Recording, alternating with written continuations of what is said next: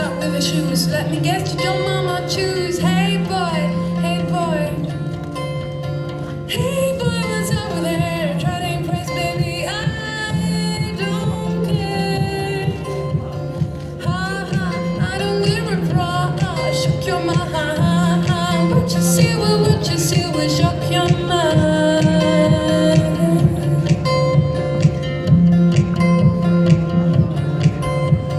Baby, you'll find me if I place you first in line. Baby, you'll find me, that's how you will be mine.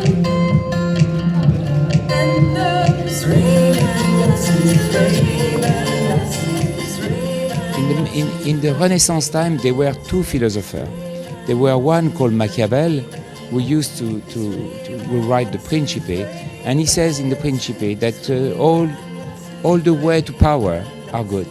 You know, you can even turn down the other people for your own success. You know, so the leading way is cynicism and arrogance. You know, and there were another philosopher. This is my favorite one, called Castelbajac, who wrote a book called Le Courtisan. And in Le Courtisan, he speaks of a word called sprezzatura. And this word speaks about generosity. And he said generosity is the biggest power, you know. And I believe in that. Yes. And you need a certain strength and a certain strength to wear them. So all through my life, I had very extraordinary women. You're a fashion designer, but we do know that religion has always played a part of your culture, and then you turn around, you design for Pope Jean Paul. What was that like for you? But it was just something extraordinary. Once you're solicited for this kind of adventure, you don't.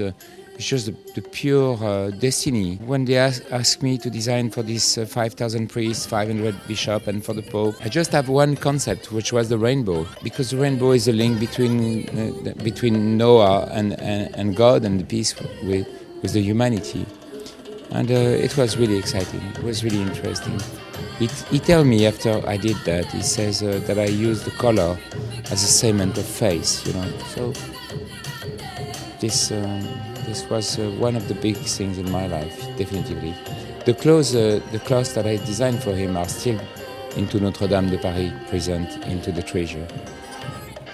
Now also, you've also, as we all associate to your work these days, you know, icons, we have things that just remind us all of our innocence and our childhood, such as the Muppets, we've had Mickey Mouse, we've had Donald Duck in one of the more recent collections, and then we move from there, and then we have what we call the icon dresses, which feature the faces of some of the world's most talented designers, some of the world's most prolific personalities, and one of those is Barack Obama. Barack Obama, yeah. I did this dress 4 months before he was elected, and nobody was sure he was going to be elected, but I liked the attitude of this man. I think it was the first time I see a sign of hope in America since the Bush years. And when I designed the dress, I don't have any idea of the consequence of the dress, in fact. And when the dress came out, everybody stood up and clapped, you know. And in the 3 days after, we received a death threat, you know, by email, you know. So we're gonna kill you, and who do you think you are to dedicate your work to such a horrible man and things like that. And most of the email came from South of America, and they were signed. We received so many that we have to declare it to the police. It is good because it means that fashion have a kind of power, you know. It's mean that, you know, but you cannot always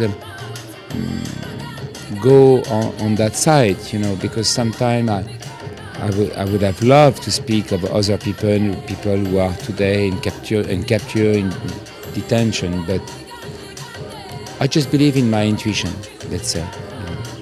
And my intuition generally is quite fun because 4 months before Michael Jackson died, you know, I did the Michael Jackson, and in my last show, I programmed the Prince, the Prince dress, and he was in town without I know. So. Looking back over your career, what are the things that you've most cherished in your accomplishments? Because the accomplishments, they've been so many. Sincerely, they're up to come. You know, I have been I have been too selfish designer in a sense that I was most of my career I was doing art experiment. You know, I've been very enjoying working with Keith Haring, with all this arting. I've been one of the first to put to work with contemporary artists and do special item. But now I'm into something more democratic. I really want to create this idea of low-cost luxury and to do things that people can afford and they can be beautiful. And so this is something more global, more social, which is occupying my spirit today.